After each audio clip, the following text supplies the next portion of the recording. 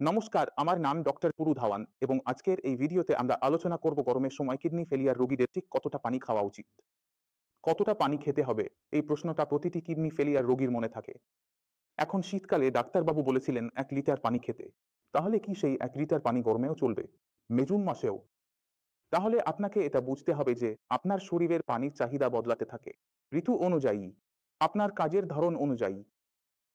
এখন যদি আমরা বেশি পানি খাই তাহলে আমাদের শরীরে ফোলা ভাব চলে আসে। যদি পায়ে ফোলা আসে তাহলে যখন আমরা শুয়ে থাকি তখন সেই পানি বুকে জমে যায়, ফুসফুসে জমে যায়, যার ফলে আমাদের শ্বাস নিতে অসুবিধা হয়। আর যদি আমরা কম পানি খাই, প্রয়োজনের চেয়ে কম খাই, তাহলে ক্রিয়েটিনিন শরীর থেকে বেরোতে পারে না, কারণ ঠিকমতো প্রস্রাব হয় না। যদি প্রস্রাবের মাধ্যমে ক্রিয়েটিনিন বের না হয় তাহলে যে ক্রিয়েটিনিন তৈরি হচ্ছে সেটা রক্তে জমা হতে থাকবে এবং আপনার রিপোর্টে ক্রিয়েটিনিন বাড়তে দেখা যাবে। এতে কিডনি আরো খারাপ হয়ে যাবে। তাহলে পানি খেলেও মরা, না খেলেও মরা। তাহলে সঠিক উপায় কি? শরীরকে ঠিক পরিমাণে পানি দেওয়ার। তাই আপনাকে নিজের শরীরকে বুঝতে হবে, কারণ এখন গরমের সময় আসছে। আমাদের শরীরের পানির চাহিদা বাড়বে। তাহলে আপনি কিভাবে পানি খাবেন? গরম হোক বা শীত হোক, সেটা এখন আপনাকে বুঝতে হবে। তাহলে বুঝে নিন, আপনার শরীরে কিছু বিশেষ সেন্সর আছে যা আপনাকে জানায় যে আপনার শরীরে পানির ঘাটতি হচ্ছে, আর সেটা হলো আপনার ঠোঁট, আপনার গলা। যদি আপনার ঠোঁট শুকিয়ে যায়, গলা শুকিয়ে যায়, তাহলে বুঝবেন আপনার শরীরে পানির অভাব আছে। কিন্তু এখন আপনাকে দেখতে হবে আপনার পায়ে ফোলা আছে কিনা।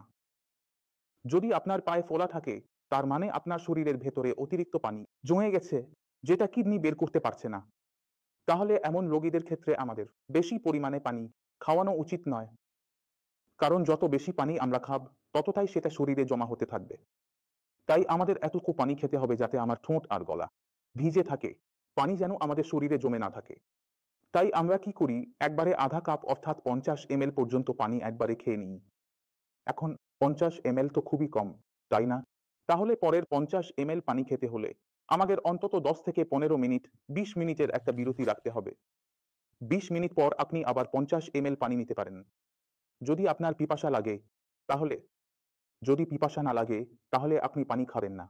তাহলে যেসব রোগীর শরীরে ফোলা থাকে, পায়ে ফোলা থাকে, তাদের জন্য এইভাবে কাজ হয়ে যায়। তারা একটু একটু করে পানি খেতে থাকে, কিন্তু তারা বের করে বেশি। তাই কি হয়, ফোলাও কমে যায়। যদি আমি 1 লিটার পানি খাই আর 1 লিটার প্রস্রাব করি, তাহলে ফোলা কোথাও না কোথাও থেকেই যাবে। কারণ যতটা পানি আমি খেয়েছি ততটাই আমাদের শরীর থেকে বেরিয়ে গেছে, কিন্তু আগের জমে থাকা পানি বেরোতে পারেনি। তাহলে যদি আমরা কম পানি খাই আর বেশি বের করি, তাহলে আমাদের ফোলা কমে যাওয়া উচিত।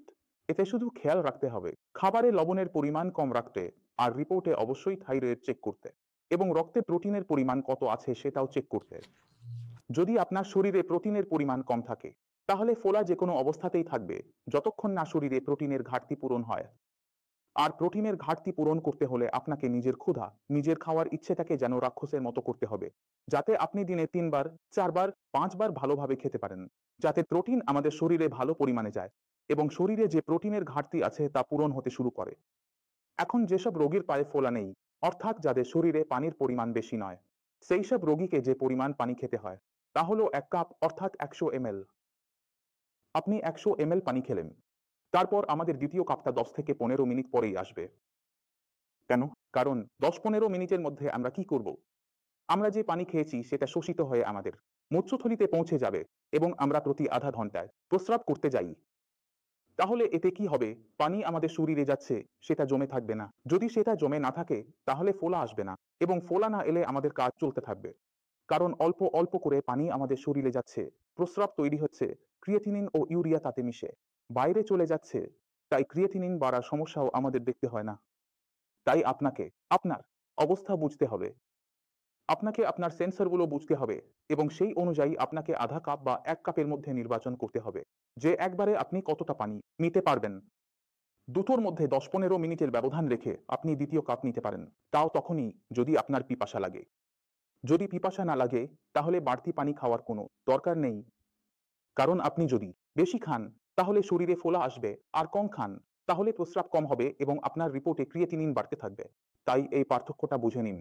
তাই যদি কেউ আপনাকে পরামর্শ দেয় যে আপনাকে শুধু 1 লিটার পানি খেতে হবে বা 1.5-2 লিটার পানি খেতে হবে, তাহলে সেটা করার পর অবশ্যই আপনার রিপোর্টগুলো দেখে নিন, যেন কম পানি খাওয়ার কারণে আপনার ক্রিয়েটিনিন লেভেলও বাড়ছে কিনা সেটা বোঝা যায়।